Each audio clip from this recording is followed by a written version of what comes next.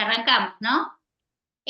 Bueno, buenas tardes. Le doy la bienvenida a todos los presentes al espacio de Ateneos Clínicos de la Asociación Psicoanalítica Argentina, donde hoy vamos a tener a la licenciada Magalí Chirico. Ella es psicóloga, es analista en formación de APA, especialista, digamos, en niños y adolescentes, aunque tiene una clínica muy amplia porque también ve pacientes adultos, que va a presentar el caso clínico de una niña de 7 años que llamó Guillermina, que ahora nos va a comentar, con diabetes de tipo 1.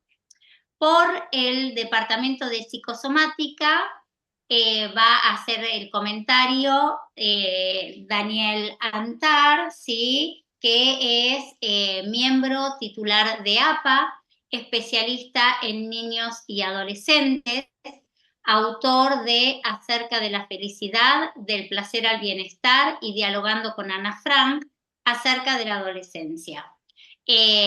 Bueno, Daniel va a hacer el comentario luego de la presentación clínica de Magalí. Como siempre decimos, agradecemos muchísimo a Magalí por compartir su material clínico y los comentarios de Daniel, que quienes ya lo conocemos sabemos que seguramente va a ser muy enriquecedor.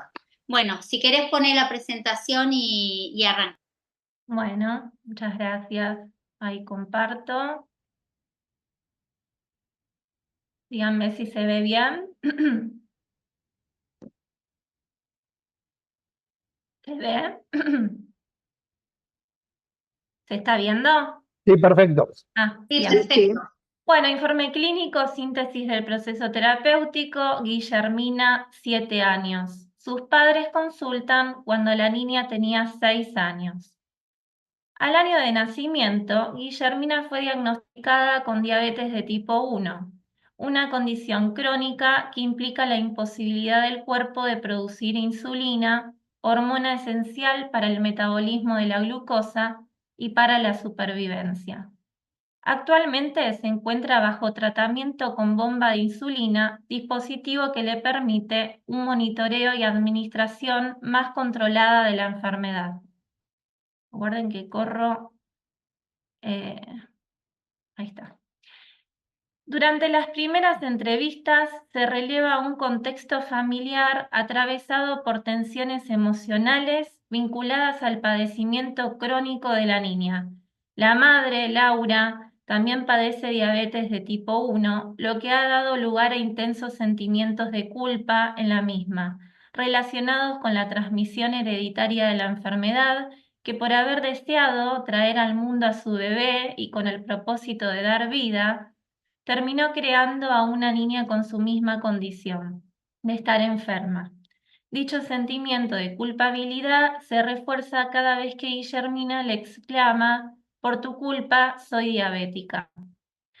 No es un detalle menor que la internalización de esta culpa por parte de la madre ha derivado en descuidos significativos hacia su propio tratamiento, con episodios de descompensación frente a Guillermina durante su primera infancia, cobrándose los castigos de la niña y su propio castigo de ser una mala madre.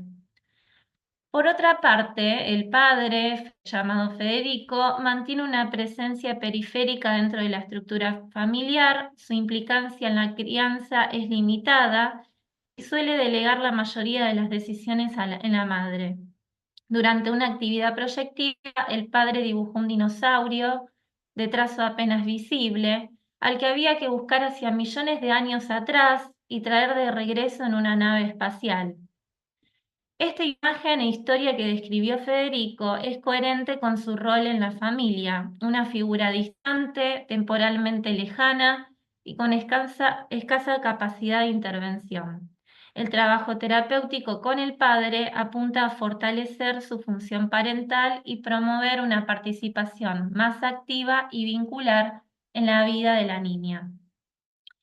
Es importante tener en cuenta que el manejo cotidiano de la diabetes implica una rutina invasiva que incluye pinchazos, controles, dispositivos y seguimiento continuo.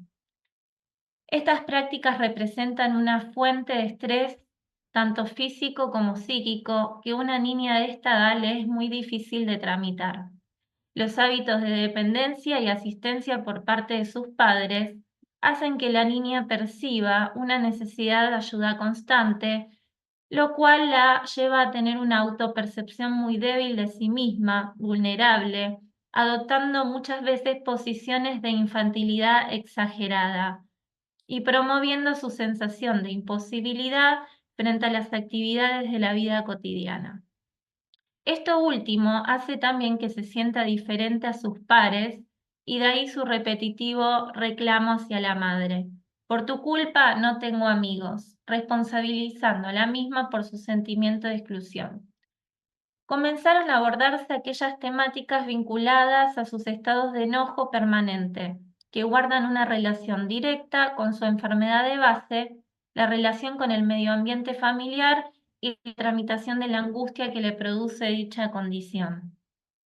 Si bien predomina este último aspecto regresivo de su personalidad, también coexiste en Guillermina un notable comportamiento sobreadaptado, expresándose muchas veces como una niña grande, autosuficiente, controladora, quien no necesita ningún tipo de ayuda, mucho menos si se trata de la ayuda de sus padres. Ella lleva consigo la bomba de insulina y un estuche que contiene diversos elementos. En algunas ocasiones me ha mostrado cómo se pincha el dedo, se mide la glucosa, registra si están bien o mal los niveles de azúcar en sangre y en el caso de que esté necesitando algo de azúcar, me pide un vaso con agua y azúcar. Es curioso observar el nivel de madurez con el que se desenvuelve en aquellos momentos. Un detalle no menor es que Guillermina asistía a una profesora particular, ya que no aceptaba de ninguna manera que el padre o la madre le ayuden con sus tareas escolares. Generalmente se distraía o los insultaba, o se negaba a aceptar que se equivocaba en algún ejercicio. Esta situación en este último tiempo ha mejorado considerablemente y Guillermina comienza a aceptar paulatinamente la intervención de la madre para la realización de sus tareas.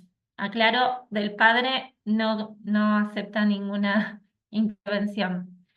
Este comportamiento de superioridad también predomina en el colegio, donde muchas veces se reconoce como líder del grupo de pares y otras veces surge en Guillermina un sentimiento de inferioridad resultante de algún comentario o situación en que ella se diferencia del resto por su condición de enferma.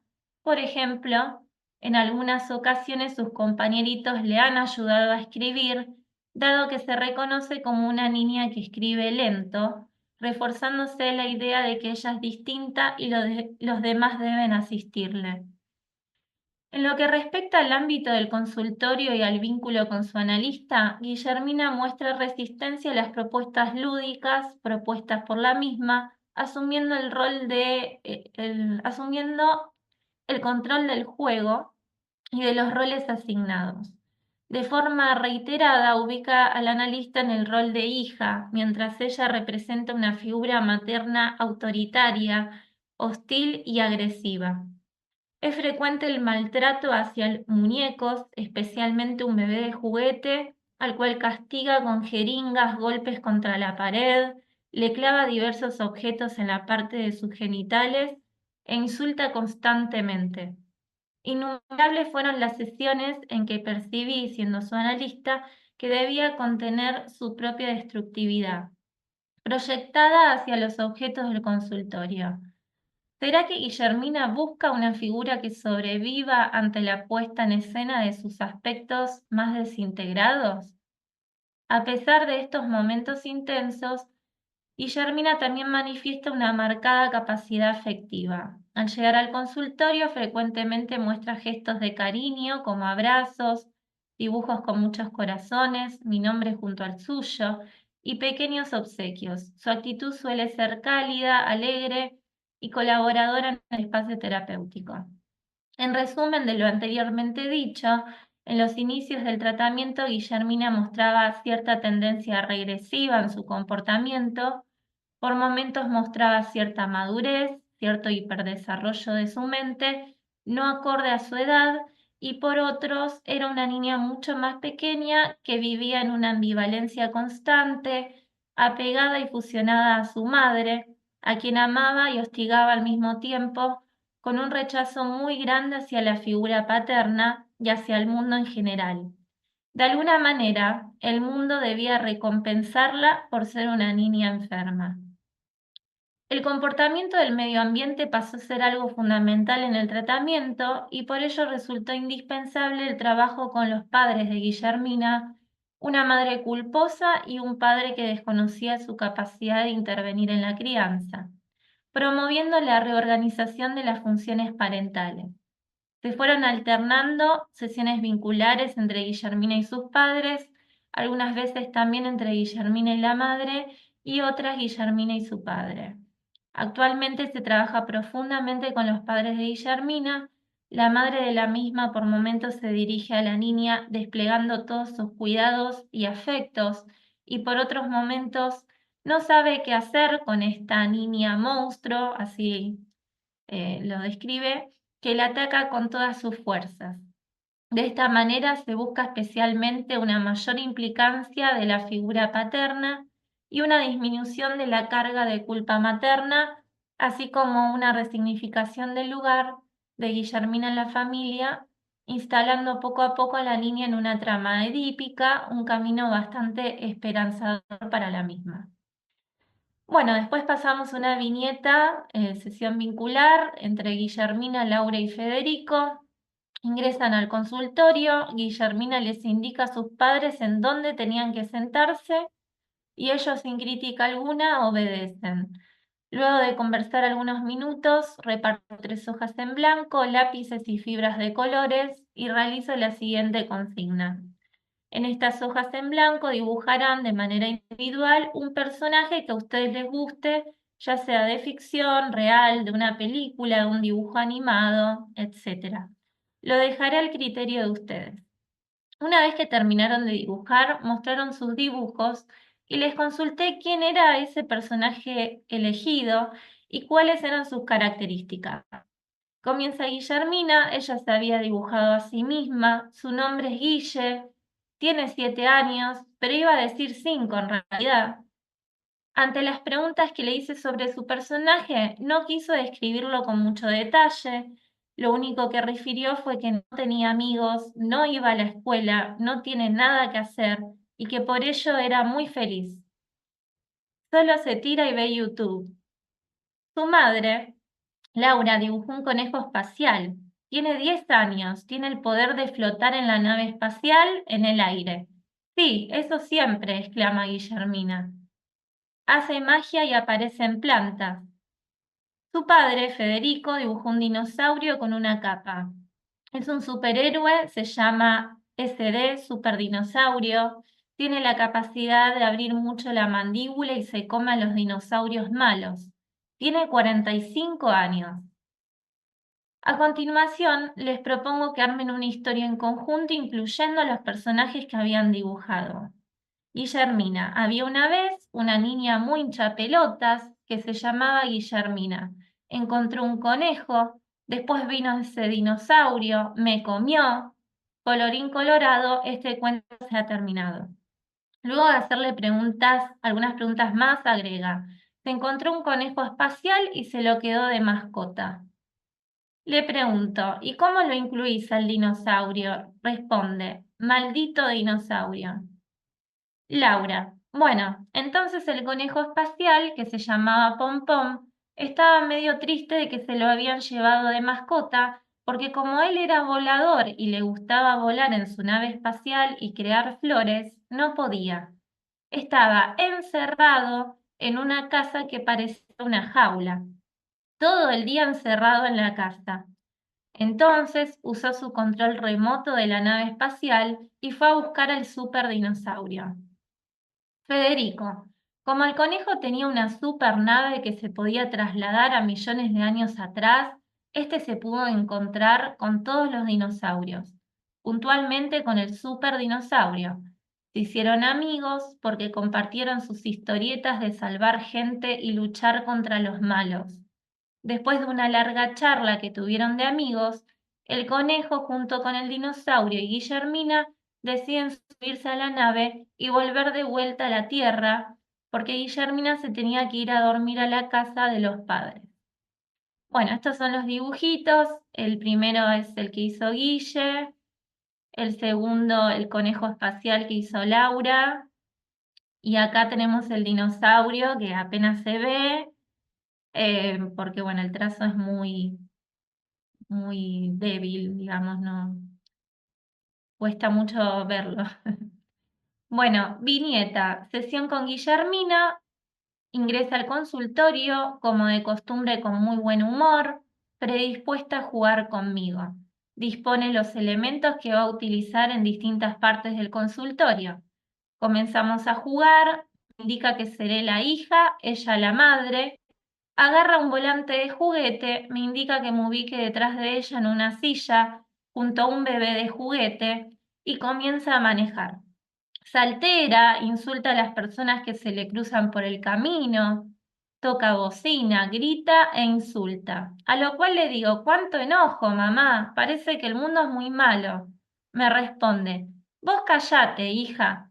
Generalmente despliega un gran monto de violencia en las sesiones hacia todos los objetos del consultorio, incluyéndome a mí. Se ubica en el rol de una madre muy cruel y autoritaria.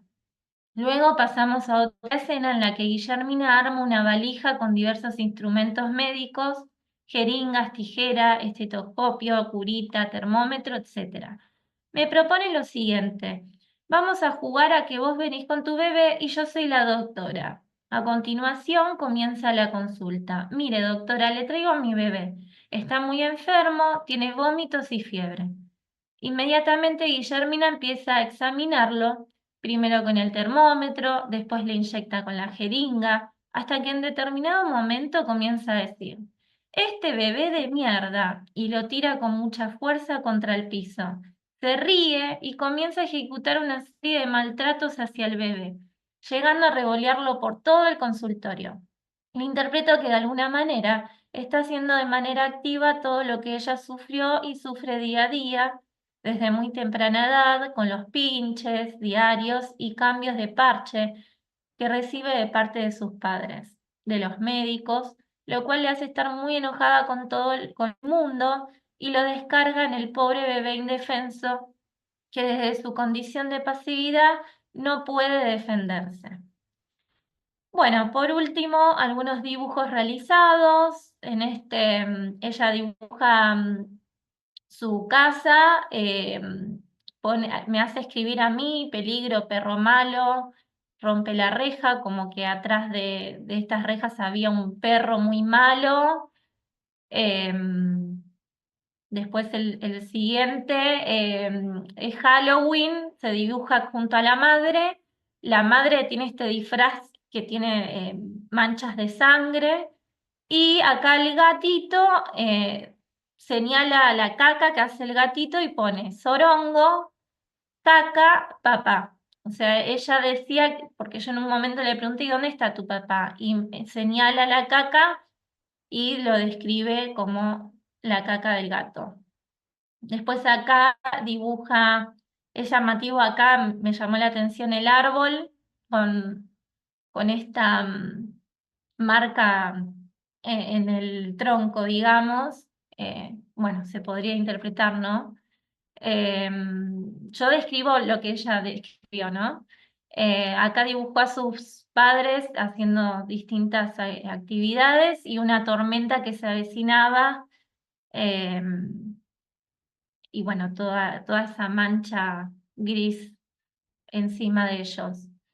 Después acá dice que dibujó su habitación, que esto es real, ella puso un cartel que dice mamá y papá prohibido entrar.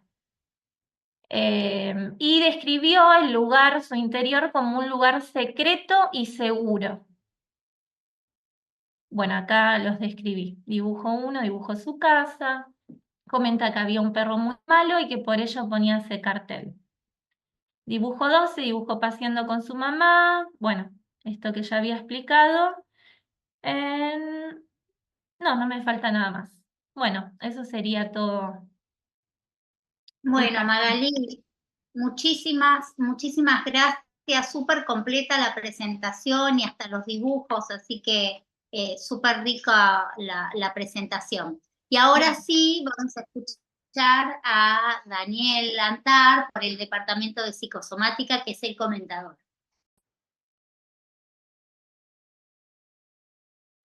Está silenciado, Daniel, está silenciado. Ahí se me escucha. Bueno, buenas tardes. Quiero agradecer la invitación al Departamento de Psicosomática de APA para comentar el caso de Guillermina, y quiero agradecer especialmente a la licenciada Magali Chirilo por tener la valentía y la generosidad al mismo tiempo de exponer dicho caso, y con él su trabajo y sus consideraciones al respecto. Me parece sumamente interesante que sea un caso donde la patología o el trastorno somático tiene un alto componente hereditario, dado que nos pone en ejercicio de pensar la psicosomática más allá de lo que a menudo designamos como psicosomatosis, y más acá de lo que cada ser humano le toca.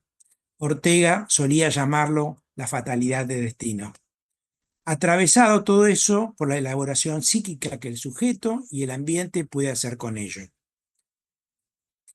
Bueno, si bien la descripción del orden manifiesto, la niña presenta una situación de protesta por haber heredado de su madre la condición que la hace diabética, y con ello todas las cuestiones seguramente dificultosas que plantea dicho trastorno, creo que a dicha protesta subyace otra situación a la que la misma está ligada: la situación psicológica de la madre. Una madre efectivamente angustiada y culposa por haber sido transmisora de la enfermedad. O sea, una madre deprimida que se castiga descuidándose ella misma.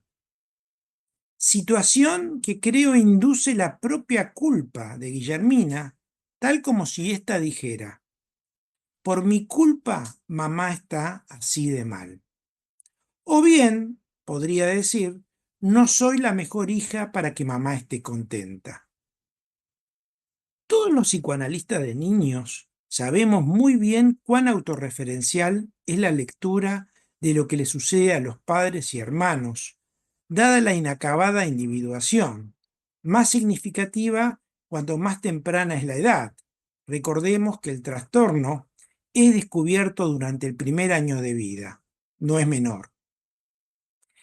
Entiendo que dentro de esta circularidad viciosa, donde la frustración genera ira, a la que luego sigue la culpa, hay otro dolor subyacente que en cierto modo afecta el narcisismo de base de Guillermina. Y por tanto, la ira hacia la madre, que es el de no sentirse aceptada como es. Por narcisismo de base, valga la aclaración, es aquel que se refiere a una imagen inconsciente del cuerpo atada al sentimiento de sentirse aceptado tal como se es, tal como se vino al mundo, que es en suma sentirse deseado. Al respecto, así la depresión materna impacta como una cuestión que afecta la investidura afectiva narcisística que recae sobre ella, sobre Guillermina. Al respecto podemos evocar el paradigmático caso de Hiro de Winnicott, aquel niño afectado de una sindactilia que mostraba en sus dibujos de Squiggle el anhelo de ser aceptado tal como era, al proyectarse en ellos como un patito. Aquel niño entendía que las sucesivas manipulaciones médicas para corregir su falla inicial era un cierto modo de un rechazo hacia su propia persona. Muy posiblemente, en tanto que el narcisismo de base refiere a la escena de origen de su vida, escena primaria, ello quede reflejado en el dibujo. Bueno, yo acá los tengo numerados, ¿no es cierto?, para guiarme. El número 2, si vos querés, lo podés mostrar en Magalí, que es el caso de donde dice mamá y papá no, prohibido entrar, ¿no es cierto? Se lo podés mostrar para que nuevamente todos lo vean. Ahí está. Bueno, yo acá no tenía el comentario de que se trataba de la habitación de ella. Por lo tanto, pero viene bien igualmente eso porque, bueno, mi interpretación va sin el comentario, ¿no? Eh, entonces yo queda reflejado en el dibujo 2, donde tenemos una casa, habitación, a la que está prohibido acceder. Escena primaria, podríamos decir, necesitada de reproducir como deseo de relación de origen de su vida, al mismo tiempo que problematizada por el alejamiento del padre y la retracción de la madre. Cuestión que parece ponerse en juego en la entrevista vincular, donde la trama edípica intenta reconstituirse a través de la propuesta del analista. Juego imaginativo donde tanto la madre como la hija plantean la cuestión del encierro y la necesidad de romper con él para acceder a una terceridad. Léase aún afuera. En dicha historia que van armando, Guillermina parece evidenciar el impacto que ha tenido el trastorno descubierto en el primer año de vida.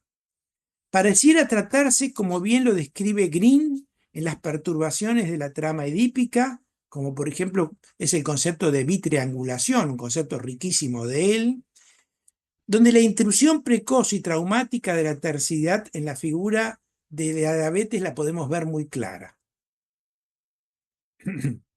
Eso colabora, más allá del actuar retraído del padre, en la configuración de un afuera peligroso. Maldito dinosaurio, dice ella, Guillermina. O papá caca zorongo, dice en el otro dibujo, ¿no? Tal como lo describe, bueno, yo acá le puse dibujo 3, ¿no es cierto? Ahí está. Quien aparece como más alejado de la relación que ella tiene con su madre en la figura veterinaria de un perro, ¿no es cierto? El papá está animalizado en esa figura. Si bien dice papá, pero él parece, no sé si es no sé si es un perro o un gato en realidad, ¿no es cierto? Bien. Quizá por ello, volviendo al dibujo anterior, al 2, Guillermina coloca la plasticola en esa puerta de la casa habitación. O sea, parece haber detrás de ello un deseo de corte de la relación incestuosa con la madre que la hace peligrar en su crecimiento social. Recordemos que ella dice en la historia citada que esa niña del dibujo, que es ella, no tiene amigos y está todo el día viendo YouTube. En relación a esto, la atención que requiere el cuerpo de Guillermina y su manipulación invasiva parecen retenerla en un vínculo, como dije, incestuoso con la madre. François Dolto hubiera dicho probablemente incendiario, vínculo por cuyo encierro le hace experimentar a la niña, como hemos dicho, que no puede tener amigos, siendo que en esta denuncia ella nos habla de las dificultades de la diferenciación con el objeto materno. En esta línea hay que observar el posible goce de orden sadomasoquista que allí se instala. Tal como si las dos, madre e hija, compartieran algo que deja afuera al mundo.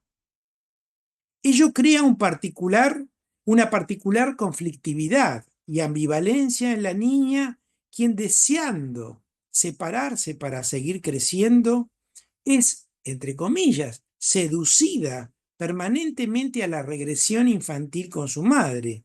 Recordemos, en ese sentido, el rico concepto de Joyce McDougall de un cuerpo para dos, concepto tan nutritivo para entender los fenómenos psicosomáticos en general. Ello lo podemos ver en el dibujo 1, que es el del árbol, donde ahí vos me lo mostraste. Exacto. En el dibujo 1, donde está jugando al lado de la madre cocinando y el padre pescando bien alejado, mientras se cierne sobre ellos una tormenta oscura, bien representada en un cielo muy espeso y oscuro, matizado con algunos colores. Madre e hija aparecen como ligadas por un cordel que se extiende hasta un tronco de un árbol, donde podemos observar una especie de nudo, ¿no? Es decir, los chicos suelen a veces dibujar esos nudos. Pregunto, ¿nuda? ¿Nudo que las anuda y que hay que desanudar? ¿Función paterna de corte al lado de la del sostén y al ojo, demandada vía transferencia al espacio analítico? Aquí es donde podemos recordar lo que la negra Verasturi nos enseñó acerca de las fantasías de cura y las fantasías de enfermedad, que creo no es posible rastrear en las primeras entrevistas, como ella lo sugería, muy bien, sino también en los dibujos que se despliegan dinámicamente en el proceso terapéutico, donde la pacientita, en este caso, puede mostrarnos aquello que la perturba en su desarrollo y al mismo tiempo aquello que intuye para resolverlo. Si bien creo que la personalidad de Guillermina se configura, perdón, si bien no creo que la personalidad de Guillermina se configure dentro de lo que se denomina falso self, que entiendo es una organización más homogénea y menos explícita en cuanto al aspecto hostil. O sea, creo que en los casos de falso self se mantiene cindido el aspecto hostil, cuestión que aquí no se observa. Sí creo que Guillermina realiza esfuerzos sobreadaptativos que están al servicio de sobreponerse a una doble dependencia, la propia de una niña de su edad y la que se deriva de su condición somática que potencia la primera. Por otro lado, efectivamente, vemos bascular a Guillermina entre una posición de ostentar independencia o poder a otra de vulnerabilidad e indefensión. Pudimos ver cómo muy claramente Guillermina en el juego transforma en activo lo vivido pasivamente, al someter al bebé que trae el analista al consultorio médico. Aquí creo que me hubiera ahorrado la observación. No sé si fue así exactamente, pero lo digo, que hace el analista de que Guillermina descarga en el pobre bebé enfermo, ya que la necesidad, como bien capta la misma analista, es justamente del despliegue de la descarga, ¿no es cierto? O sea, me quedaría con la primera parte de la interpretación, donde se le observa simplemente que eso es lo que en cierto modo ella ha sufrido y lo mal que se ha sentido. Esto que decía Winnicott de la función refleja del analista, donde bebé de mierda, como dice ella, es una suerte de bebé caca. Al respecto, podemos evocar la conceptualización de Alfred Adler. Los analistas lo citamos poco al pobre Adler, ¿no? Desde que se separó de Freud, ¿no? Pero que Freud aceptó enteramente su teoría, ¿no? Pero bueno, como vimos mucho, como le pasó con varios discípulos, cuando la cosa se ponía espesa, como la tormenta esta, bueno, se divorciaban, ¿no? Bueno, como decía Adler, vinculada a la necesidad de sobrecompensación y reivindicación viril propulsadas por los sentimientos de inferioridad vinculadas a una eventual afección somática. Como que la afección somática la pone en una situación de reivindicación fálica a ella. Ello parece obstruir los elementos de ternura que amenazan remitirla a posibles sentimientos de vulnerabilidad y castración. Dicha reivindicación parece tener de fondo dos cuestiones. Una, donde ser diabética es ser castrada como la madre, deprimida y culpable. Y otra, en relación a un padre dinosaurio que aparece desdibujado, a millones de años, como él dice que tiene que ir a buscarlo, de la relación madre-hija y por tanto casi imposible de alcanzar. Así las cosas, pareciera ser que las corrientes tiernas e impulsivas no han logrado una adecuada integración. Parecieran necesitar mantenerse escindidas justamente como consecuencia del peligro del desamparo y la falta de garantías que ofrece el marco ambiental. En ese sentido, creo que es correcta la apreciación del analista, quien entiende que debe, como objeto transferencial, estar ahí para ser usada y sobrevivir a la agresividad de la paciente. He aquí una interesante posibilidad de rectificación emocional, término que usaba Carl Rogers, otro que quedaba fuera de la esfera del psicoanálisis. He aquí entonces una interesante posibilidad de rectificación emocional en camino hacia una integración psíquica. Estos elementos quedan muy bien representados en la viñeta que el analista trae, donde Guillermina despliega su hostilidad en el juego de la madre que conduce el auto con su hija dentro, profiriendo insultos contra todo el mundo que en el afuera se le cruza. Ejemplo nuevamente de lo que ya se ha señalado antes sobre la bitriangulación, ese concepto de Green. ¿De qué agresividad hablamos? Aquella ligada a sus pulsiones crueles, potenciadas por la frustración y la ira debido al impacto de la manipulación de su cuerpo a raíz de su trastorno somático. Ira a la que su madre no parece, en términos de realidad interna de la paciente, haber podido sobrevivir del todo. Situación generadora en Guillermina de sentimientos entremezclados de culpa, ansiedad y hostilidad. Por último, Guillermina muestra cómo es que de no mediar un proceso que posibilite la integración psíquica, un ser humano puede desarrollar una decisión entre una mente brillante por un lado y un psiquismo sufriente por el otro, que permanece al mismo tiempo infantil y dependiente. Gracias. Gracias, Daniel. Hermoso, riquísimo comentario. Ahí está, ahora los veo todos. Nada, impecable el comentario de Daniel. Gracias. Está levantando Victoria Adela la mano, ¿no? O me pareció. Sí. Bueno, ante todo, quiero felicitar muchísimo a los dos. Realmente la presentación de Magalí, impecable, y el comentario de Daniel, riquísimo, porque se ha tomado el trabajo de leer minuciosamente y de aportar desde distintos autores, incluso aquellos dinosaurios olvidados, porque de Adler nadie se acuerda, de Roger nadie se acuerda, ¿no?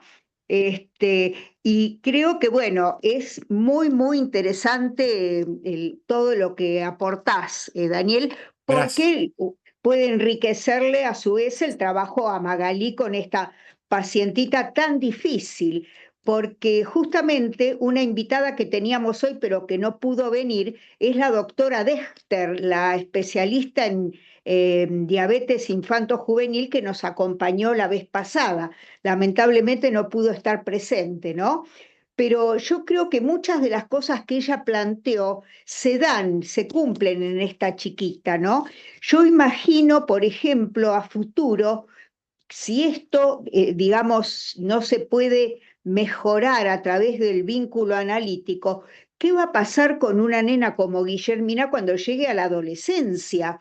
Porque ya es una rebelde en potencia a los 7 años, lo que será cuando ingrese en la adolescencia, ¿no? Yo creo que incendia la casa. Como bueno, bien puntuaron los dos, tanto Magalí como Daniel en su rico comentario, la culpabilidad de la madre es un factor nefasto, porque es como que esta madre no puede ejercer la función materna, se ofrece a ser pegada, golpeada por la niña, ¿no? Con lo cual tampoco hay lugar para un tercero. Y me gustó esto que traías, Daniel, de la bitriangulación de Green, porque yo digo, siempre que leí ese concepto, digo, mirá qué ironía, se llama bitriangulación, pero no hay triangulación, porque lo que Green plantea es que hay una relación, por un lado, dual con la mamá, por otro lado, dual con el papá, pero quedamos en la dualidad, no se integra en un triángulo, ¿no es cierto? Y acá es esto lo que pasa.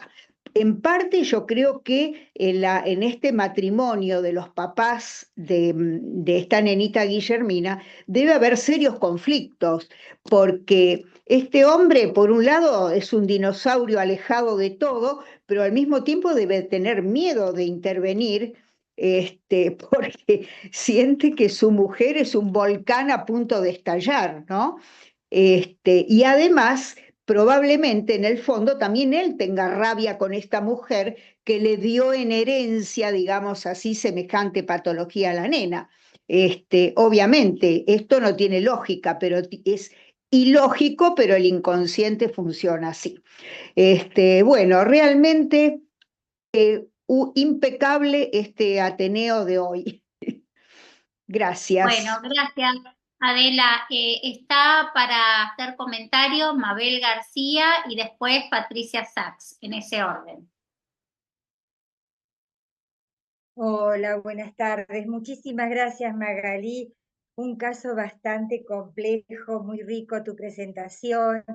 Yo me quedé pensando, ¿no? También, Magalí hace esta afección cuando tenía 1 año y cuando trae el bebé, ¿no? Que lo maltrata, quizás ella está expresando Magalí cuando ella fue maltratada desde que tenía 1 año de edad.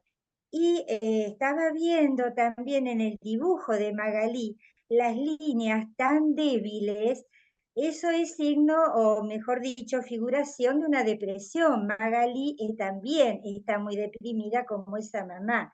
Magalí porta, ¿no?, un trastorno como la mamá. Y me quedé pensando, esta mamá, ¿por qué está tan deprimida? ¿Cuál es la historia? ¿Qué es lo que oculta esta mamá? Entonces me quedé pensando si la herencia que se hace somática tiene algo que ver con un dolor de esa mamá, un dolor que fue transmitido a su generación posterior, a Guillermina, y por eso también la mamá está sintiendo una culpa que podríamos decir inconsciente. Ahí hay algo que produce la depresión de la mamá sin palabras.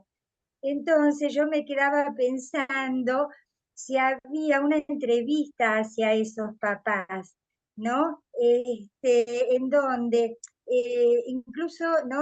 La diabetes es esto, es este continuo, ¿no? Circular entre lo dulce y lo amargo, ¿no? Ella viene, decía Magalí, muy cariñosa, pero después se pone y despliega su agresividad.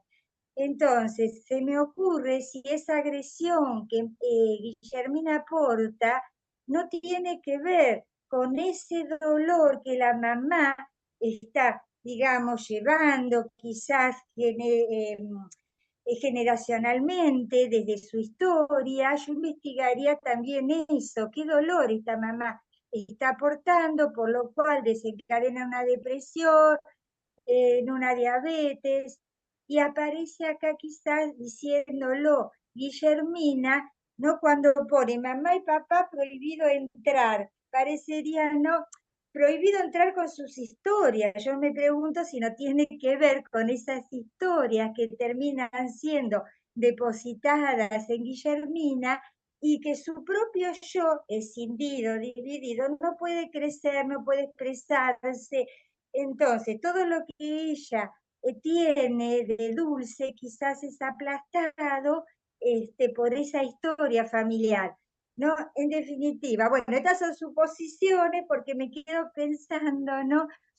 Lo importante quizás de esa historia de esa mamá y de ese papá, que quizás no aporta la ley paterna, por lo cual si no aparece la ley paterna nos quedamos en un incesto y parricidio. Entonces, es de papá malo, ¿no? Porque ella se queda en ese incesto con su mamá.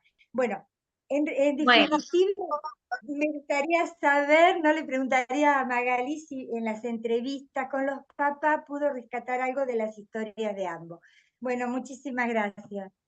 gracias Mabel. No sé si querés escuchar, contestar ahora Magalí o escuchar el comentario de Patricia Sachs y después contestás. Sí, le contesto muy brevemente. Desde la primera sesión, la madre vino con una angustia, pero terrible.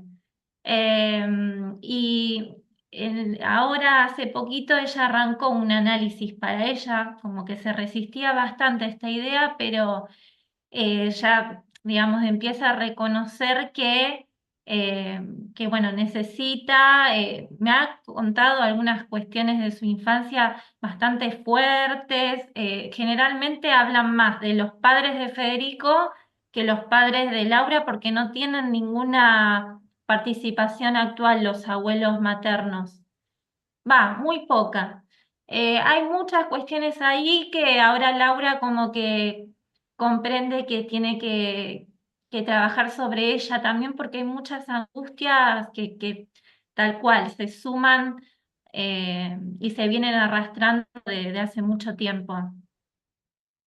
Gracias Magalí. Le damos la palabra entonces a Patricia Sachs y para que haga su comentario. Bueno, muchas gracias. Es un gusto participar. Agradezco a Magalí, a Daniel, a los comentarios que están haciendo, son muy interesantes. Creo que la cuestión de la complicación de cómo se estructuró el vínculo primario, ¿no? Hay algo, como decía Daniel, como marcaba, de fallas en la consolidación del vínculo primario, en donde es como si me llamó la atención cuando la madre llama a Guillermina niña monstruo, ¿no? Como algo de lo siniestro encarnado en esta niña, con lo cual justamente lo que no se pudo consolidar es un vínculo primario estructurante. Con lo cual yo, siguiendo un poco la línea que planteaba Daniel, de la bitriangulación, pensaría en el armado de un narcisismo negativo, digamos, donde hay una cosa de vacío de la estructuración del vínculo primario. Y me parece que es una situación muy, muy compleja, ¿no? Con lo que decía Magalí, de la cuestión traumática de la madre, y que este vacío, digamos, este vacío, después la patología orgánica, digamos, justamente escenificando esta cosa de la intrusión, ¿no? Esta cosa de la intrusión, el abandono y el riesgo de muerte, digo, la angustia de muerte rondando ahí en lo real, digamos, en lo concreto, para digamos, en lo concreto, digamos, la angustia de muerte. Y para finalizar, me pareció que tal vez en este dibujo de papá, mamá, prohibida la entrada, como si fuera una escena primaria invertida, ¿no? O sea, no los padres diciendo prohibida la entrada del niño, sino ella prohibiendo la entrada de los padres. Extraño, digo, me parece interesante para investigar en ese sentido. Así que bueno, muchas gracias. Gracias Patricia. Y ahora la otra Patricia, Katz, quería hacer un comentario también. Sí, que, digamos, a raíz de los comentarios que han hecho mis dos colegas anteriores, me hizo pensar en esta mamá, que realmente acá hay una tragedia de base. El papá es el que trae aquello que ocurrió hace muchísimo tiempo. En el dinosaurio es lo que ocurrió y no se sabe dónde. Vos decías, Magalí, que la angustia de la mamá me hizo acordar a Green y la teoría de la madre muerta. Qué tragedia, qué qué drama puede haber acontecido con esta mamá que parece que hace todo bien, la alimenta, se ocupa, está con ella, pero sin embargo hay algo que esta mamá no le puede dar. Hay algo ahí así que me parece que investigar acá la prehistoria de estos padres que determinan bueno, qué es lo que pasa con el fantasma en esta nena, las fantasías, y creo que esa escena, el fantasma de esa escena primaria, de la cual también habla Grimm, ¿no? Esa escena no vista, aquello que puede haber ocurrido también en la prehistoria, pero de qué manera la marca y la conforma. Bueno, hasta ahí. Muchas gracias. Gracias, Patricia. Si nadie quiere... ¿querés decir algo, Dani? Sí, después Sí, no, un hablo poco yo. para apoyar algunas de las cosas dichas, porque son todas, la verdad que son todos aportes muy interesantes, ¿no? En relación a esto último que se decía ya Patricia Sachs sobre la escena primaria invertida, es interesante porque yo no, Magalí trajo el tema de que es la habitación, yo no sabía si era la habitación, digamos, de quién era ese compartimento, si de los padres. Pero en todo caso, valió la pena no saber el comentario de la pacientita, porque efectivamente yo creo que es como una escena primaria invertida. Digo, me parece que la problemática del tercero excluido, de que tanto hablamos en psicoanálisis, es una problemática fundamental, porque yo creo que requiere una precondición, ¿no es cierto? Que es lo que hablábamos del caso Hiro y que yo traía esto de sentirse deseado y del narcisismo de base. Creo que, digamos, digamos, la precondición de una escena del tercero excluido adecuada en la trama edípica es la del tercero incluido, ¿no es cierto? Si el tercero, si el hijo no se siente incluido en esa escena original del deseo de los padres, ¿no es cierto? Es muy difícil después, ¿no es cierto?, configurar, salir de la bitriangulación.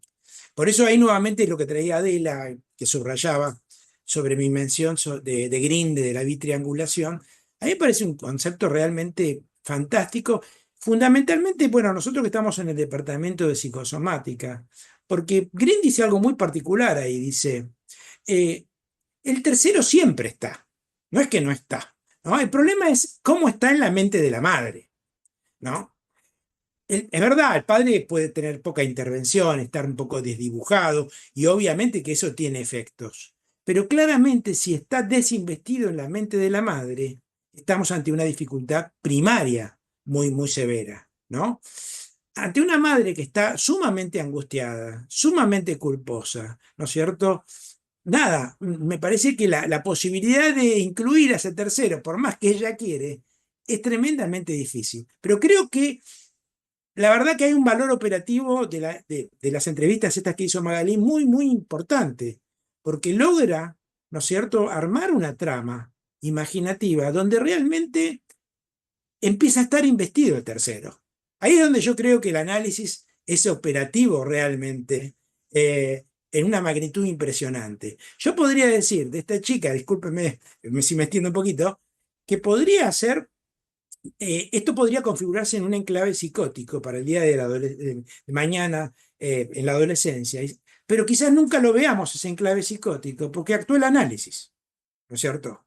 Es decir, acá, por eso yo hablé de rectificación emocional, ¿no? Creo que la posibilidad de que quede atrapada en la triangulación es muchísimo ya menor, ¿no es cierto? A partir de esta dinámica y la posibilidad de incluir cosas que los analistas debemos hacer más de niños, incluir entrevistas vinculares, ¿no es cierto?, con los padres. Bueno, no, me callo ahí nomás.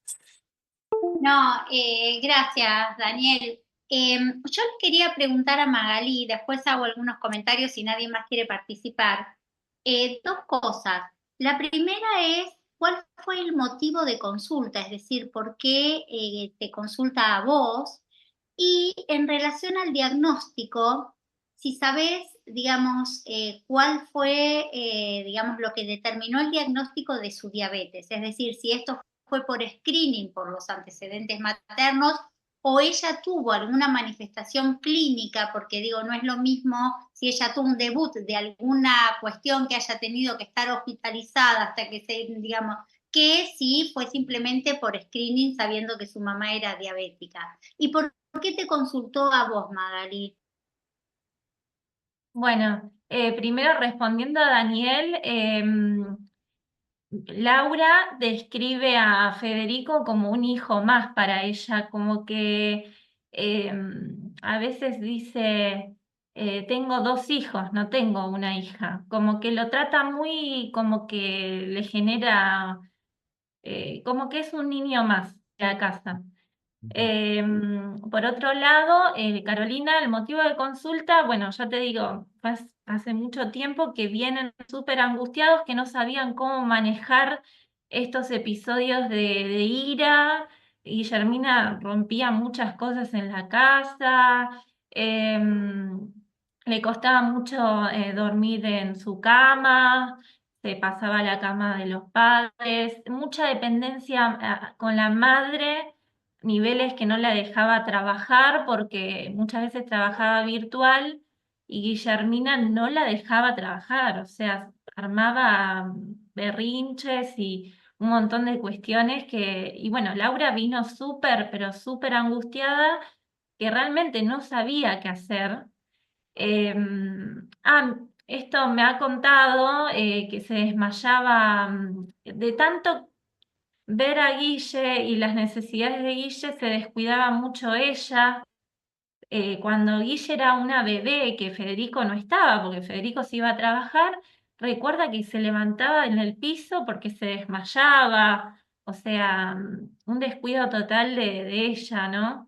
Em, y por otro lado, es bien hereditario esta cuestión. De hecho, ellos tuvieron a Guille sabiendo que tenían una probabilidad muy alta de que padezca de la misma enfermedad. Y fue así, fue al año, muy, muy cercano. Y Laura también fue desde muy chiquita, desde muy bebé. Está bien. Bueno, un poco para comentar algunas cosas que también fui anotando. Bueno, pensaba esto del vínculo, digamos, con la madre, esto de la bitriangulación que digamos, que fueron hablando varios. Pensaba también en ese papá, ¿no? Como muy, digo, qué bueno el análisis que puede integrar, porque este papá está muy excluido, seguramente por la madre, pero también yo pensaba con algo que dijo Adela, digo, muy asustado. La madre padece esta enfermedad desde siempre, con lo cual tiene otra familiaridad con el manejo de la enfermedad. Para el padre, esto debe ser un temor terrible, ya, digamos, y desde tan chiquitita, desde tan bebé, con lo cual me pregunto, ¿cuánto de este alejamiento del padre no será también por el no saber qué hacer, por el temor, por el tener una hija enferma, con una enfermedad que no es la, digamos, a la diferencia de la madre que conoce? Por otro lado, pensaba en esta, digamos, en esta cuestión donde hay muchas identificaciones con la mamá, porque digo, las dos tienen la misma enfermedad, pero en estas, digamos, en estos ataques de ira que ella tenía, que son los que contás que manifiesta, o en esta, digamos, forma de poder sacar la hostilidad, pensaba que tiene quizás un poco mejor pronóstico, quizás estoy siendo, digamos, imprudente con este comentario, que la madre, porque mal que mal ella puede manifestar algo de la hostilidad, sacarla para afuera, incluso, digamos, creo que está muy bueno que pueda interceder el papá, porque en esa hostilidad ella debe sentir que destruye a una mamá muy vulnerable, digamos, que siempre está en una posición como de enferma, que no puede ni cuidarse porque la hostilidad, digamos, se la juega para adentro, para ella misma. Y entonces, dentro, digamos, de todo el cuadro, Guillermina tiene una salida, digamos, como más denunciadora de que algo le está pasando, y entonces uno puede intervenir, porque pensaba que si se identifica con esta madre vulnerable, ella podría quedar en un lugar de que por momentos lo tiene, de que nada la puede, de una cosa medio desvitalizada, y sin embargo, digamos, muestra la potencia, aunque sea en la hostilidad, ¿no? Bueno, no sé si alguien más quiere comentar, yo fui Por anotando eso, algunas. discúlpame Carolina, ¿no? Por eso yo subrayé, me pareció importante, porque solemos a veces mezclar dos conceptos que se parecen pero que no son idénticos, que es falso self y sobreadaptación, ¿no es cierto?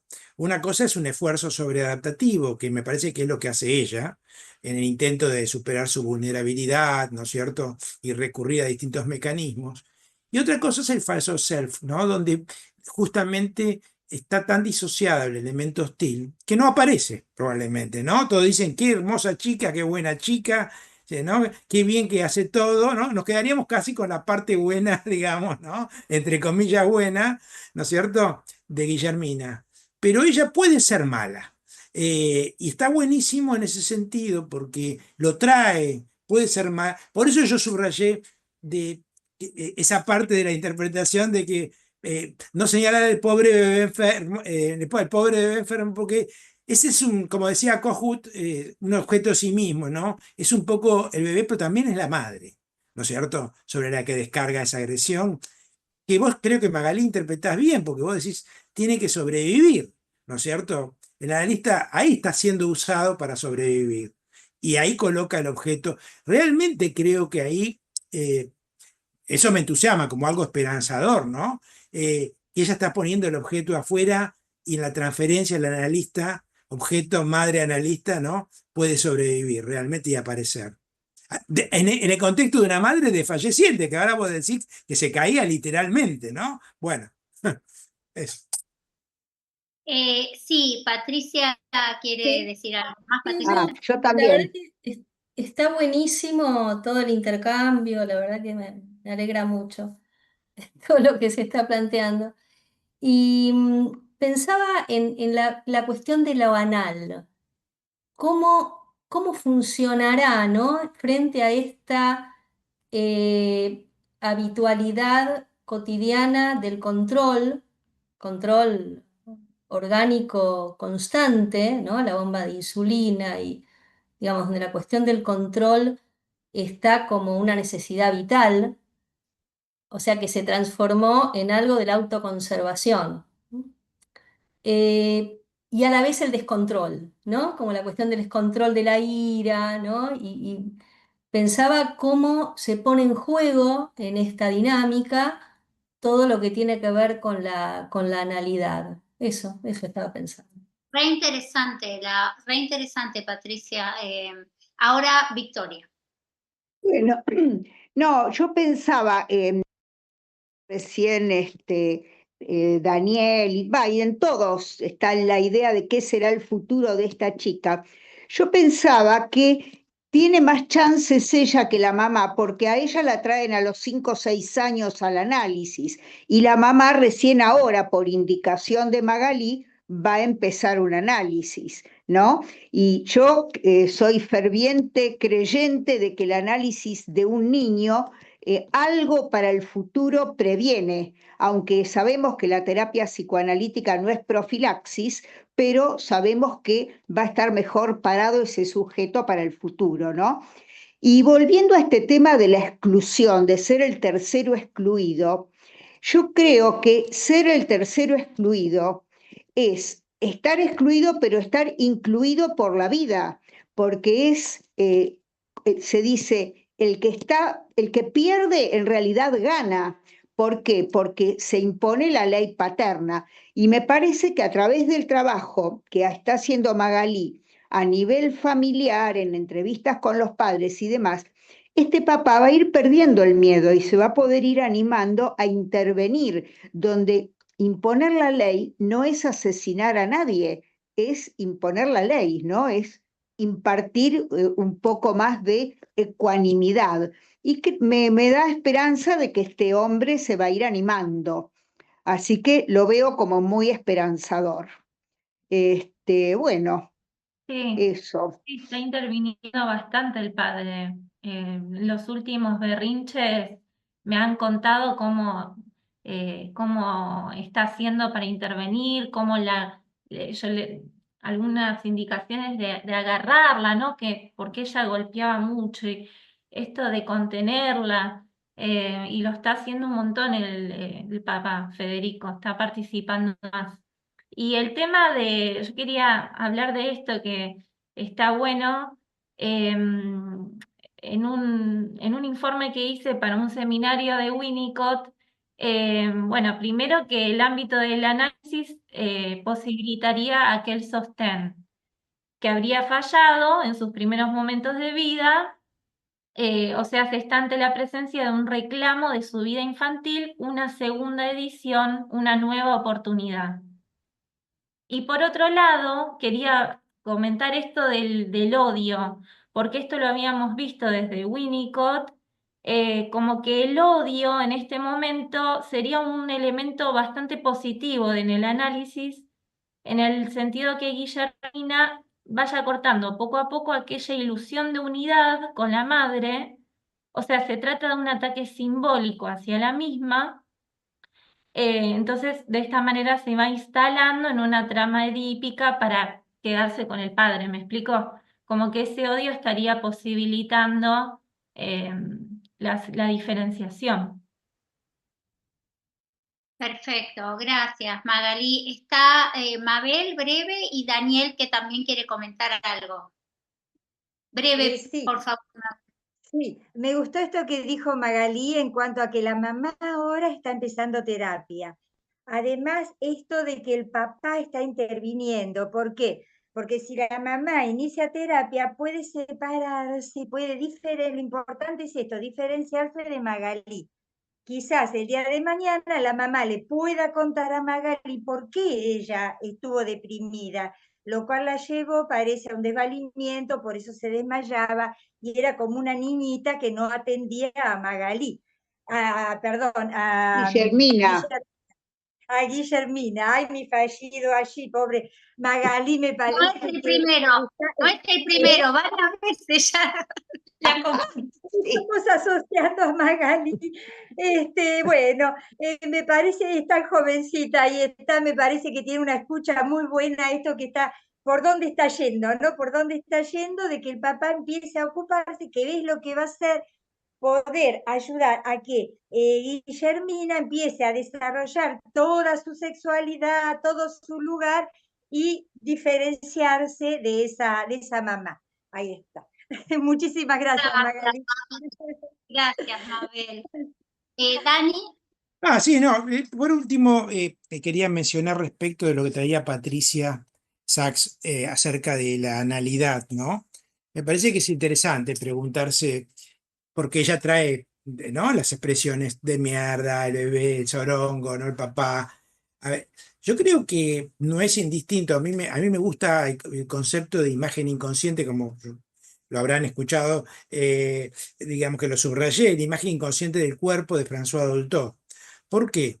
Porque esta chica, esto acontece en el primer año. Todavía no había empezado casi a caminar cuando empiezan las manipulaciones y las intervenciones. Entonces, la pregunta que me haría, y creo que se haría también Dolto, ¿qué pasó con la castración anal en esta chica?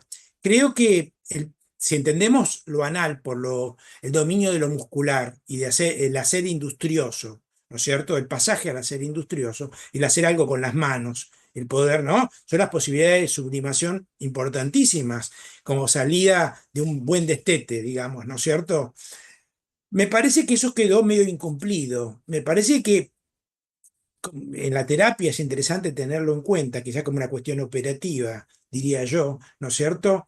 Todo lo que tenga que ver con la posibilidad del hacer, ¿no es cierto? Con la posibilidad de hacer un pasaje justamente a un dominio que ella no adquirió del todo, ¿no es cierto? Y que quedó totalmente como un dispositivo de seguridad muscular un poco detenido casi, ¿no? Y hace fáciles regresiones a la oralidad permanentemente. Mucho que ver, obviamente, con la diabetes en ese sentido. Bueno, no, nada más. Bueno, Muchas gracias.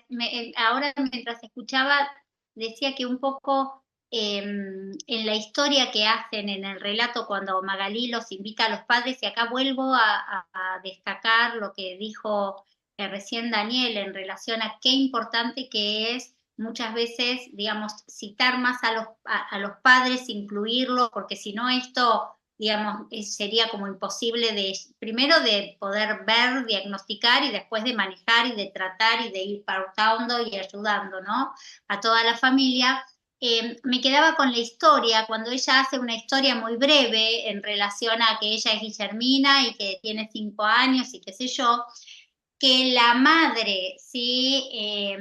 Digamos, el padre completa con algo de también que quedó atrás y que hay que ir a buscarlo en la nave espacial, y es la mamá, en esto que vos decías, que ella dice muchas veces que tiene como 2 hijos, la que rescata la figura de este dinosaurio y dice, bueno, ahí termina la historia, digamos, armándola en nada. Me pareció bastante simbólico de ese papá que, digamos, más que un dinosaurio feroz, como él dice ser, parece como un Barney, digamos, en cuanto a medio flojito, ¿no? En la actitud.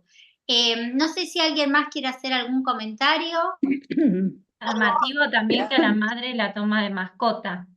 Viste que el conejo ella lo tomaba como una mascota. El dinosaurio Lo encerraba, lo tenía para con ella, mira, lo había Claro, notado y lo decís, y que digamos, que de alguna manera la limitaba, porque yo pensaba que era un conejo volador, digamos, que quería andar, y con esta hija, digamos, queda totalmente encerrada encerrada, en una jaula. En una, en sí. una jaula. Quería tal cual. Ale Álvarez comentar algo, ¿no? Me parece. Sí, hola a todos. La verdad que hermosa la jornada, súper interesante y felicito a los dos expositores. Pero nada, una nota de color que estudiando también mi caso, desde lo hereditario es mucho más frecuente que ocurra entre varones y no entre mujeres. Entonces me hace 17 veces más, o sea, bastante importante la diferencia. Y pensaba este tema de los vínculos, ¿no? Entre las mujeres, las madres, lo transgeneracional, por ahí que estuvieron, y creo que Mabel lo había comentado, la importancia de eso. Y por el otro lado pensaba también sobre algo que dijo Daniel al principio, esto de que ella la vio tantas veces caer a la madre desde chiquita, de que si no es una forma de convocarla con su enfermedad, o sea, pinchar a esa madre desvitalizada, depresiva, ¿no? Pinchar de alguna manera para que reaccione, para que esté viva. Una acotación nomás. Sí, Gracias. perdón, ¿no? Me contesto rápido. Me parece súper interesante esa propuesta porque todos sabemos que, bueno, acá lo citamos muchas veces a Winnicott, ¿no? Al bebé como el antidepresivo de la madre, ¿no es cierto? ¿No? Los elementos maníacos y yo creo que un poco de la dinámica de esta chica es despertar en algún punto esta madre que alguien dijo por acá, creo que era Patricia Casta, acerca de la madre muerta, ¿no es cierto? Es decir, bueno, hay mucho que se juega ahí, ¿no? Porque el peligro es eso, ¿no? Que creo que no va a suceder mediante análisis mediante, pero de que ella permanezca encerrada, digamos, con esa madre, digamos, fetiche. Si bien la madre dice que no puede salir porque la tiene como la tiene como mascota, ¿no es cierto? De alguna manera. ¿Quién tiene como mascota a quién, no? Ahí hay una cosa circular donde te encierra entre las dos, ¿no? Y Green decía, bueno, el sujeto está encerrado en la cripta con la madre, tratando de despertarla, ¿no? De alguna manera. Pero demos una esperanza, un voto de confianza a ese papá que pareciera que empezó a despertar a partir de algunos señalamientos Sí, que se dieron en la terapia, ¿no? Algo absolutamente. empezó a hacer y yo apostaría ahí como una esperanza que queda para esta niña. Bueno, la verdad, una reunión excelente. Y ya los invitamos, los convocamos a las 2 próximas que tenemos en junio, que van a estar también imperdibles. El 10 de junio, en el espacio Psicosomática Hoy, nos va a exponer Javier Alarcón, que es un analista de la Asociación Psicoanalítica de Madrid, que lo tuvimos el año pasado aquí comentando un material clínico, justo uno que había presentado yo. Esta vez él nos trae un material clínico de él, de un paciente con cáncer de colon. Creo que va a estar sumamente interesante, el 10 de junio. Y cerrando el mes, el 24 de junio, tenemos en el espacio de Ateneos Clínicos Graciela Matías, que nos va a presentar una paciente adulta psicosomática y va a ser comentado por Alberto Stisman. Así que el mes de junio se nos viene lindo también. Bueno, muchas gracias a todos, especialmente a los dos participantes grandes de hoy, Magalí y Daniel, y a todos los que nos acompañaron a pesar del feo día de lluvia. Gracias. Gracias. La Muchas verdad gracias. disfruto mucho de todos los aportes. Gracias. Muchas Gracias. gracias. Chao. Gracias. Chao.